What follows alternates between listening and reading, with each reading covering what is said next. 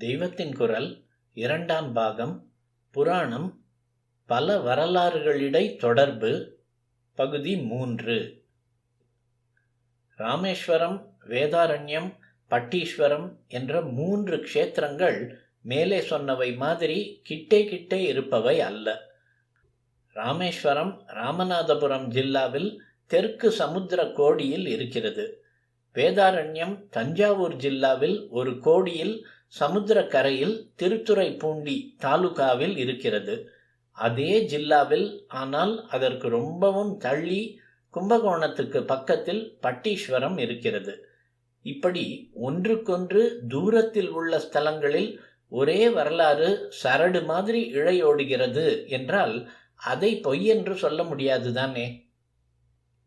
இந்த 3 ஊர்களிலும் ஈஸ்வரன் கோயிலில் ராமலிங்கம் என்ற பெயரில் லிங்கம் இருக்கிறது. 3ம் மகா க்ஷேத்திரங்கள், ஸ்ரீ ராமச்சந்திரமூர்த்தியின் சம்பந்தமுள்ள க்ஷேத்திரங்கள் என்ற மகிமை அவற்றுக்கு இருக்கின்றன.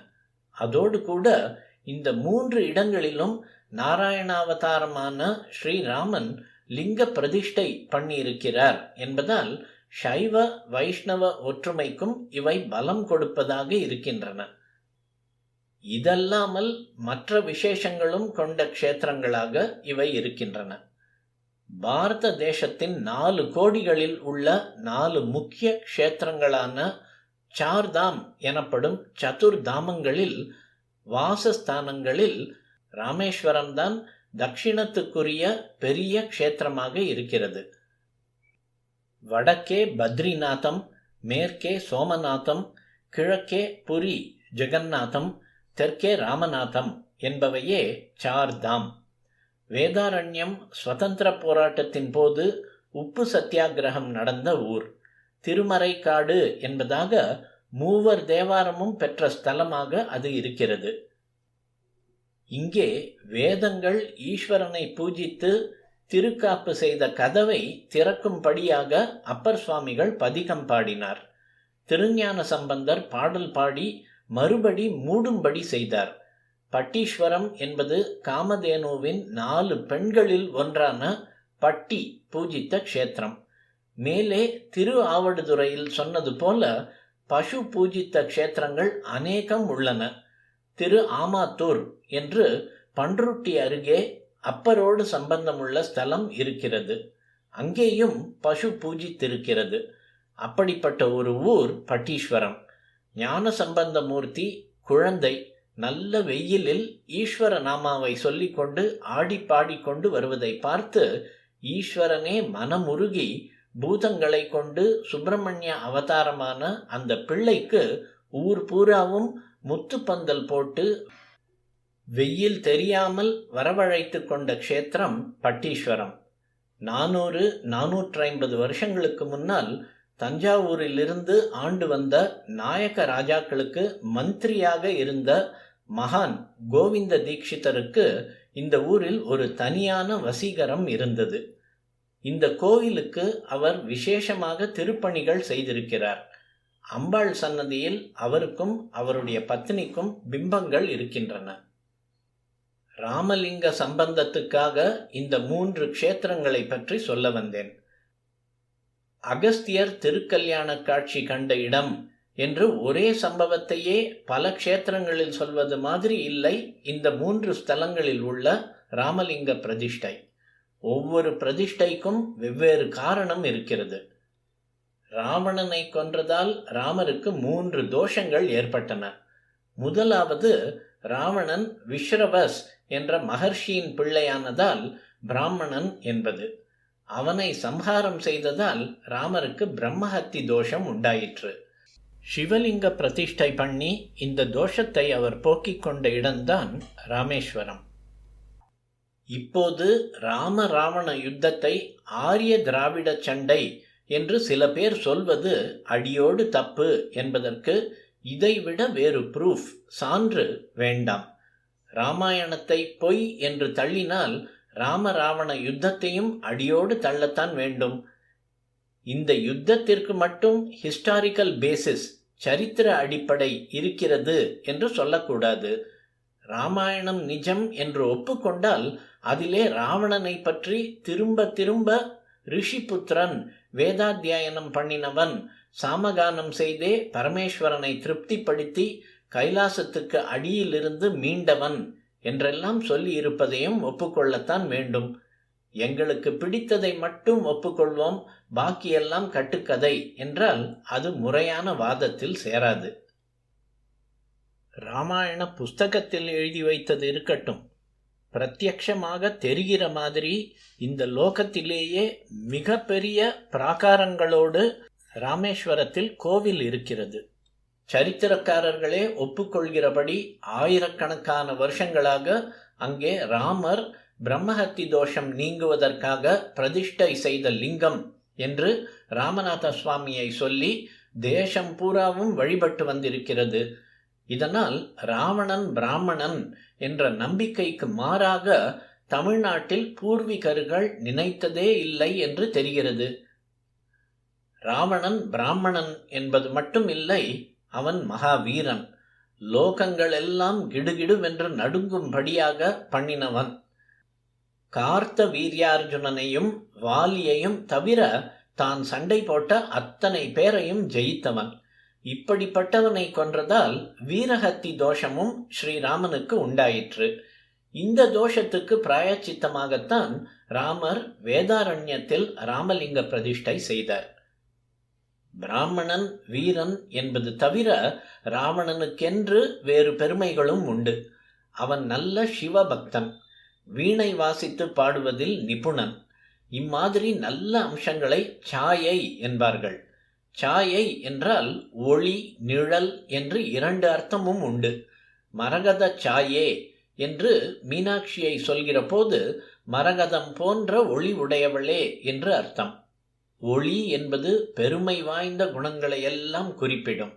சாயை பெருமை உடைய ராவணனை வதம் செய்ததால் ராமருக்கு சாயாஹத்தி என்ற மூன்றாவது தோஷம் உண்டாயிற்று.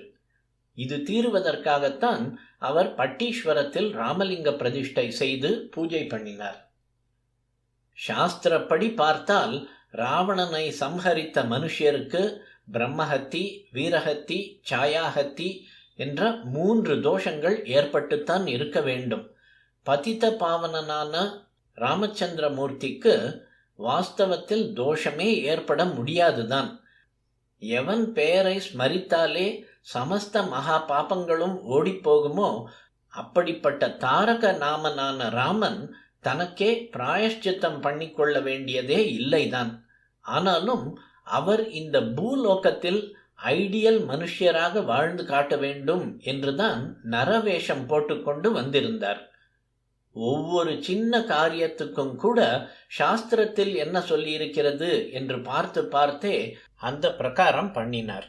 சாஸ்திர தர்மங்களை துளிக்கூட வலு இல்லாமல் பண்ணி காட்டுவதில் ராமரை மிஞ்சி இன்னொருத்தர் கிடையாது. ராமாயணத்தில் எங்கே பார்த்தாலும் இந்த குணாதிசயத்தை பார்க்கிறோம். தம்மை சாதாரண மனுஷியராகவே வைத்துக்கொண்டு மனுஷியர்களுக்கு சாஸ்திரத்தில் என்னென்ன தர்மங்கள், விதிகள், பிராயச்சித்தங்கள் சொல்லி இருக்கின்றனவோ அவற்றை எல்லாம் விடாமல் செய்தார். ஆகவே ஒவ்வொரு அல்ப காரியத்துக்கும் கூட சாஸ்திரத்தை பார்த்து அதன்படி பண்ணின ராமன் இந்த மூன்று பெரிய தோஷங்களுக்கு மட்டும் பிராயஷ்சித்தம் பண்ணிக்கொள்ளாமல் இருந்திருப்பாரா? அப்படி சொல்வது கொஞ்சம் கூட பொருத்தமில்லை. அதனால் வால்மீகி ராமாயணத்தில் இது என்னவோ விட்டு போய்விட்டது என்றுதான் ஆகிறது. அதிலே விட்டு போன குறையைத்தான் ராமேஸ்வரம், வேதாரண்யம், பட்டீஸ்வரம் ஆகிய ஊர்களுக்கான ஸ்தல புராணங்கள் பூர்த்தி செய்கின்றன. இது ராமாயணத்தில் இல்லை, அதனால் ஏதோ அத்தை பாட்டி கதை என்று நினைப்பது தப்பு. ஸ்ரீ ராமச்சந்திரமூர்த்தியின் குணத்தை நன்றாக ஆழ்ந்து அனுபவித்து பார்த்தால் அவர் இந்த மூன்று பிராயஷ்சித்தங்களை பண்ணிக்கொண்டுதான் இருப்பார். அப்படி பண்ணினால்தான் அவர் ராமர்.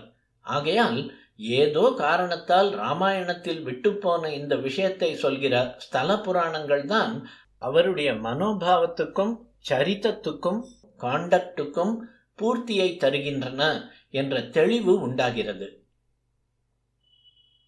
லோகத்தை எல்லாம் ஹிம்சித்து வந்தவனும் ஜெகன்மாதாவான சீதையையே கெட்ட எண்ணத்தோடு மாறு வேஷத்தில் வந்து நீச்சமாக திருடி கொண்டு போனவனுமான ஒருத்தனை சம்ஹாரம் பண்ணி அதனால் சமஸ்த ஜீவராசிகளும் சந்தோஷம் அடைந்து அவரை கொண்டாடும் சமயத்தில் அப்படிப்பட்ட சத்ருவிடத்தில் இருந்த 3 பெருமைகளை நினைத்து அவனை கொன்றதாக தம்மீதே 3 தோஷங்களை சுமத்தி கொண்டு பிராயஷ்சித்தம் பண்ணி கொண்டதாக ஸ்ரீராமனை சொல்வதுதான் அவருடைய உத்தம ஸ்வபாவத்தையே ஒரு தூக்கி பிரகாசிக்க பண்ணுவதாக இருக்கிறது.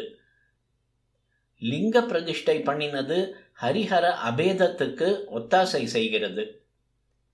இந்த 3 ஸ்தல புராணங்களுக்குள் ஒன்றுக்கொன்று முரண்பாடு, கான்ட்ரடிக்ஷன், ஒன்றில் சொன்னதையே இன்னொன்றில் திருப்பி சொல்வது, டியூப்ளிகேட் பண்ணுவது என்பதெல்லாம் இல்லை. ராமேஸ்வர புராணத்தில் பிரம்மஹத்தி நீங்கினதை மட்டுமே சொல்லி இருக்கிறது. மற்ற 2 தோஷங்கள் அங்கே போனதாக சொல்லவில்லை. அங்கே இருந்து அப்படியே சமுத்திரக்கரை ஓரமாகவே வடக்காக போயிருப்பார் போலே இருக்கிறது. அங்கே வேதாரண்யத்தில் வீரஹத்தி போக லிங்க பிரதிஷ்டை செய்திருக்கிறார். வேதாரண்ய ஸ்தல புராணத்திலும் வீரஹத்தி மட்டும் நிவிருத்தியானதைத்தான் சொல்லியிருக்கிறது. இங்கேயும் பிரம்மஹத்தி போனதாக சொல்லியிருந்தால் தப்பு என்கலாம். அப்படி இல்லை. அப்புறம் உள்நாட்டு பக்கமாக இன்டீரியருக்கு போய் பட்டீஸ்வரத்தில் 3வது ராமலிங்கத்தை பிரதிஷ்டை செய்து சாயாஹத்தியை நிவிருத்தி செய்து கொண்டிருக்க வேண்டும். பட்டீஸ்வரம் ஸ்தல புராணத்திலும் இந்த ஒரு தோஷத்தை தான் சொல்லியிருக்கிறது. அதாவது இந்த 3 க்ஷேத்திரங்களில் ஒவ்வொன்றிலும் ஒரு தோஷத்தையே, அதுவும் மற்றதில் விட்டுப்போன ஒன்றையே சொல்லி அதற்கு கான்கிரீட் எவிடன்ஸாக, கண்ணுக்கு தெரியும் சாட்சியாக ஒவ்வொரு கோவிலிலும் ராமலிங்கம் என்று பேருள்ள ஒரு லிங்கத்தை காட்டியிருக்கிறது. ஒரே நிஜமான கதையின் இழைதான் 3 ஸ்தல புராணங்கள் வழியாகவும் போய் பூர்த்தியாகிறது. இந்த 3ம் ஒன்றுக்கொன்று சுமார் 100-150 மைல் தள்ளியுள்ள ஊர்கள். ரயிலும் பிளேனும் இல்லாத காலத்தில் அது 1000-1500 மைலுக்கு சமானம். ஆகவே இவ்வளவு தள்ளியுள்ள ஊர்களுக்கிடையே ஒரே கதையின் விவரங்கள் பொருத்தமாக அமைந்திருக்கின்றன என்றால் ஸ்தல புராணங்கள் நிஜம்தான் என்றுதானே ஏற்படுகிறது.